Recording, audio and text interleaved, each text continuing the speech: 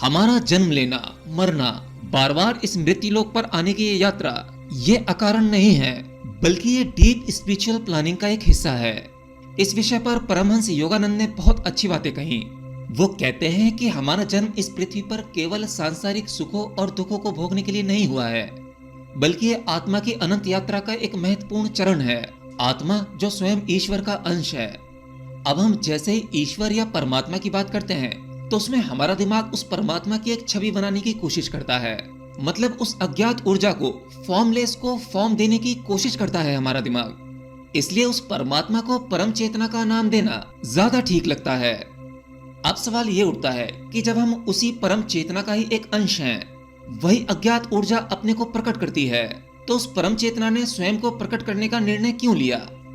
यह एक गहरा प्रश्न है, जिसका उत्तर आपको पूर्णतः बदल सकता है और उस आध्यात्मिक मार्ग पर आपको ऊंचाइयों तक ले जा सकता है।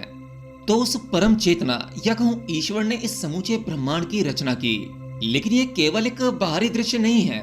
जो ये सब कुछ भौतिक हमें दिखाई देता है, ये इतने में ही सीमित नहीं है। यह तो एक लीला है, उस परम चेतना का नृत्य है।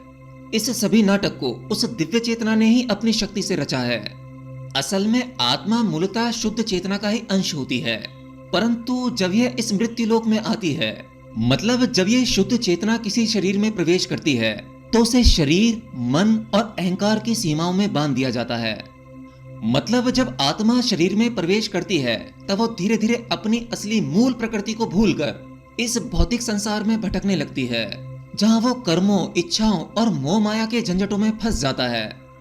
पर यहाँ सवाल ये आता है कि जब ये आत्मा उस परमात्मा का ही अंश है, तो इस आत्मा को मृत्युलोक में आकर इन सभी झंझटों में फंसने की आवश्यकता क्यों पड़ी? ये जन्म मरण की यात्रा आखिर क्यों? अब इसमें परमहंस योगानंद जी बताते हैं कि आत्मा पहले से ही मुक्त थी, परंतु ईश्वर ने या कहूँ उस परम चेतना ने अपनी ही शक्ति को अनुभव करने के लिए और उसे व्यक्त करने के लिए इस सृष्टि की रचना की। और जब आत्मा शुद्ध ब्रह्म में विलीन होती है, तो उसका कोई अलग अस्तित्व नहीं होता। परंतु जब आत्मा कोई शरीर धारण करती है, तब उसे अपने व्यक्तिगत अस्तित्व का बोध होता है, और यह बोध ही हमें इस संसार की ओर खींचता है। हमें भोग, मोह, प्रेम, पीड़ा और आनंद का अनुभव कराती है। परंतु यह सब केवल एक माया है, एक भ्रम है, जिसमें आत्मा खो गई है। हमारा जन्म इस संसार में केवल सांसारिक चीजों को भोगने के लिए नहीं, बल्कि यह गहरी आध्यात्मिक यात्रा के लिए हुआ है। हर जन्म आत्मा को सत्य के और करीब ले जाने का प्रयास होता है। जीवन और मृत्यु की इस यात्रा में आत्मा अनेक अनुभवों से गुजरती है, अनेक जन्मों में भटकती है, परंतु इसका अंतिम लक्ष्य केवल एक ही है, अपनी असली पहचान को पुनः प्राप्त कर लेना। यही कारण है कि हम यहाँ आए हैं। यही जीवन का मूल रहस्य है। आत्मा का इस संसार में आना कोई संयोग नहीं। परंतु अब एक बड़ा प्रश्न उठता है, अगर आत्मा शुद्ध और दिव्य थी, तो फिर वह इस संसार में कर्मों के जाल में कैसे उलझ गई? इस पर परमहंस योगानंद ये कहते हैं कि आत्मा का इस भौतिक संसार में जन्म लेना कर्मों की वजह से होता है। कर्म ही वह अदृश्य डोर है जो आत्मा को बार बार जन्म और मृत्यु के चक्र में बांधे रखता है। मतलब जब आत्मा पहली बार इस संसार में आती है, तब वह बिल्कुल शुद्ध होती है, परंतु जब वह इस संसार में कर्म करने लगती है, तब उस आत्मा की शुद्धता में मिलावट होने लगती है। अब एक बात यह समझ लेना कि यहाँ आत्मा में मिलावट नहीं होती। आत्मा जिन परतों को अपने ऊपर धारण करती है, जिसे हम जीव कहते हैं, बस वहीं से सारा खेल शुरू हो जाता है। अर्थात मनुष्य का हर विचार, हर क्रिया, हर भावना, यह सभी हमारे कर्मों का निर्माण करती हैं, और यही कर्म संचित होकर हमारे अगले जन्म को निर्धारित करते हैं। योगानंद जी समझाते हैं कि हमारे जन्म का स्थान, परिवार, परिस्थितियां, ये सब हमारे पूर्व जन्मों का परिणाम होते हैं। अच्छे कर्म हमें अच्छे जीवन की ओर ले जाते हैं। यानी अगर कोई व्यक्ति बहुत अच्छे कर्म करता है, मानव कल्याण के लिए अच्छे कर्म करता है, तब निश्चित ही उसका अगला जन्म जो होगा, वह काफी सुखद परिवार में, सुखद परिस्थितियों में होगा, और वह अपने अच्छे कर्मों के अनुसार जो उसके प्रारब्ध बनते हैं, उसी के अनुसार उसका जीवन चलता है। और वहीं बुरे कर्म, जब कोई व्यक्ति बुरे कर्म करता है, वो हमें पीड़ा, संघर्ष और दुख की ओर लेकर जाते हैं। लेकिन ये संसार केवल अच्छे या बुरे कर्मों का खेल नहीं, बल्कि यह तो एक पूरी शिक्षा प्रणाली है। आपने विश्वविद्यालय तो सुने होंगे, जहाँ पर एडमिशन लेने के बाद आप शिक्षा ग्रहण करते हैं। लेकिन ये संसार ऐसा विश्वविद्यालय है जहां जन्म लेते ही आपका प्रवेश हो जाता है, आपका एडमिशन हो जाता है, जहां आत्मा को अपने वास्तविक स्वरूप को पहचानने के लिए बार बार जन्म लेना पड़ता है। इसमें किसी को निर्धनता मिलती है, किसी को अपार धन दौलत, कोई प्रेम में सुख पाता है तो कोई असफल होता है। ये सब केवल भाग्य का खेल नहीं, बल्कि ये हमारे स्वयं के कर्मों का परिणाम है। योगानंद जी हमें बताते हैं कि जब तक ये आत्मा इस कर्म के बंधन से मुक्त नहीं होगी, तब तक वह इस जन्म मृत्यु के चक्कर से बंधी रहेगी। अर्थात ये संसार विश्वविद्यालय की तरह है, जहां आत्मा को तब तक शिक्षा मिलती है जब तक वह अपनी वास्तविक स्थिति को नहीं पहचान ले। ईश्वर ने हमें यहाँ केवल दुख भोगने के लिए नहीं भेजा, बल्कि यह तो एक अवसर दिया है कि हम अपने कर्मों को संतुलित करें और अपनी चेतना को ऊंचाई तक ले जाएं। लेकिन यहाँ पर एक और महत्वपूर्ण बात समझने की यह है कि केवल अच्छे कर्म करने से ही आत्मा मुक्त नहीं हो सकती, क्योंकि अच्छे कर्म भी नए जन्म का कारण बन जाते हैं, ठीक वैसे ही जैसे कि बुरे कर्म। तो वो लोग इस बात को समझ लें जो ये मानते हैं कि मैं इस जन्म में, इस जीवन में केवल अच्छे कर्म करूंगा, अपनी मति से, अपनी बुद्धि से कोई भी गलत कार्य नहीं करूंगा और मैं उस परमात्मा में विलीन हो जाऊंगा, मुक्त हो जाऊंगा। नहीं, ये संभव नहीं है। अच्छे कर्म आपको फिर से जन्म लेने का अवसर देंगे। हाँ, वो बात दूसरी है, वो जन्म आपका अच्छा होगा, परंतु मुक्त तब भी नहीं हो पाओगे। असली मुक्ति तो तभी संभव है जब हम न केवल बुरे कर्मों से, बल्कि अच्छे कर्मों के फल से भी परे हो जाएं। इसके लिए हम स्वयं को केवल एक कर्ता ना माने, बल्कि यह समझें कि हम मात्र केवल एक मीडियम है, एक माध्यम, और असली सत्ता तो उस परमात्मा की, उस ईश्वर की है जिसे हम परम चैतन्य कहते हैं। अब यहाँ पर फिर से एक प्रश्न उठता है कि अगर आत्मा स्वयं परमात्मा ही है, मतलब उस परम चैतन्य का अंश है, तब वह इस भौतिक संसार के मोह में फंसती ही क्यों है? उस आत्मा को भला इतने सुख तो भोगने में क्या आनंद आता है? इसे समझने के लिए हमें माया के गहरे रहस्य को समझना होगा। इसमें योगानंद हमें बताते हैं कि यह पूरा संसार इस माया का एक विस्तृत जाल है। माया का अर्थ है वह शक्ति जो सत्य को ढक देती है और भ्रम को उत्पन्न करती है।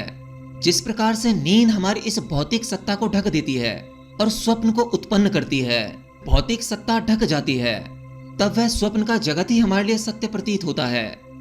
ईश्वर ने सृष्टि की रचना तो की, लेकिन इसे एक ऐसा स्वरूप दिया जो आत्मा को भटका सके। ये संसार भी एक स्वप्न की तरह है जो हमें इतना वास्तविक प्रतीत होता है कि हम इसमें पूरी तरह से उलझ जाते हैं।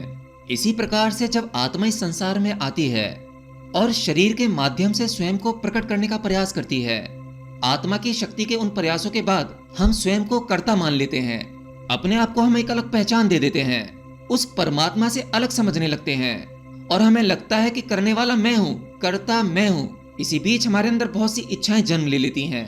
हमारे ये सभी अनुभव आत्मा को ये एहसास कराते हैं कि ये शरीर, मन और भावनाओं से बंधी हुई है। यह माया ही है जो हमें यह विश्वास दिलाती है कि हमारा सुख दुख, प्रेम घृणा, धन दौलत, प्रतिष्ठा, यह सभी वास्तविक हैं, जबकि वे केवल क्षणिक और अस्थायी हैं। आत्मा जो पहले मुक्त थी, अब इन भौतिक वस्तुओं और अनुभवों में उलझ जाती है और स्वयं को इनसे अलग नहीं कर पाती। योगानंद जी कहते हैं कि ये माया दो प्रकार की होती है। एक वह जो आत्मा को नीचे गिराती है और दूसरी वह जो आत्मा को ऊपर उठाने में सहायता करती है। पहली माया हमें भोगों और सांसारिक इच्छाओं में उलझाकर ईश्वर से दूर कर देती है, जबकि दूसरी माया हमें आध्यात्मिकता की ओर खींचती है और हमें बार बार अपने वास्तविक स्वरूप की याद दिलाती है। यही कारण है कि कुछ लोग इस संसार में पूरी तरह से खो जाते हैं और वहीं कुछ लोग धीरे धीरे जागरूक होने लगते हैं और सत्य की खोज में निकल पड़ते हैं।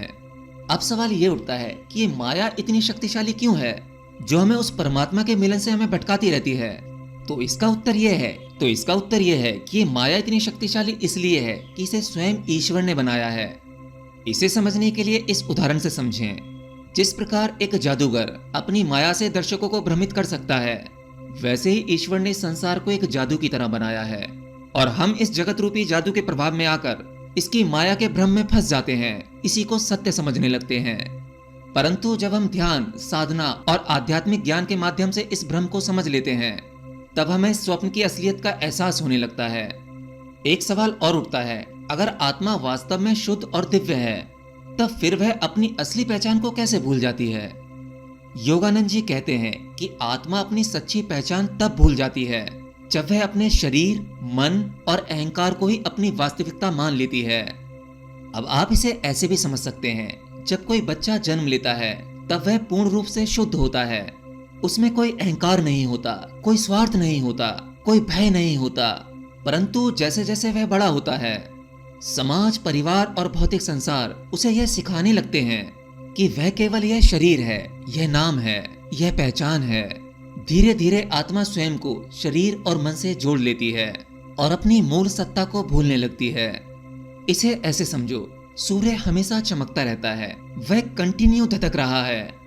लेकिन जब बादल आ जाते हैं तब हमें लगता है कि सूरज छिप गया है, परंतु वास्तव में सूर्य कभी छिपता नहीं, वह वहीं होता है। बस बादलों की परत उसे हमारी दृष्टि से ओझल कर देती है। ठीक वैसे ही आत्मा का शुद्ध प्रकाश हमेशा विद्यमान रहता है, लेकिन अज्ञान, मोह और संसार की इच्छाएं बादलों की तरह उसके ऊपर छा जाती हैं, जिससे वह स्वयं को देखने में असमर्थ हो जाती हैं। इस अज्ञान का सबसे बड़ा कारण यह है कि आत्मा ने स्वयं को शरीर और मन से जोड़ लिया है। शरीर नश्वर है परंतु आत्मा अमर है, मन अस्थिर है परंतु आत्मा शाश्वत है। लेकिन जब आत्मा मन की चंचलता और शरीर की सीमाओं को ही अपनी सच्चाई मानने लगती है, तब वह अपनी दिव्यता को भूल जाती है, अपनी शक्तियों को भूल जाती है। यही कारण है कि मनुष्य इस संसार के सुख दुख में उलझकर अपनी आध्यात्मिक शक्ति को पहचान नहीं पाता। योगानंद जी हमें यह भी बताते हैं कि आत्मा का यह भूलना केवल एक संयोग नहीं है, बल्कि यह गहरी योजना का हिस्सा है। ईश्वर चाहता है कि आत्मा अपनी खोई हुई पहचान को स्वयं खोजे, क्योंकि केवल वह तभी अपनी पूर्णता को समझ पाएगी। जैसे कोई राजा अगर जन्म से ही अपने राजमहल में रहे तो उसे अपने वैभव का मूल्य नहीं पता चलेगा, लेकिन अगर उसे केवल कुछ समय के लिए सब कुछ छोड़कर जंगल में रहना पड़े, तो जब वह दोबारा अपने राज्य में लौटेगा तब उसे अपने वैभव की सच्ची कीमत का एहसास होगा। इसी तरह आत्मा भी संसार में भटकती है, मोह माया में उलझ जाती है, परंतु जब उसे ज्ञान प्राप्त होता है तब वह अपनी खोई हुई पहचान को फिर से पा लेती है। यही इस जीवन का असली उद्देश्य है, खुद को पहचानना, अपनी दिव्यता को जागृत करना और अपने वास्तविक स्वरूप की अनुभूति करना।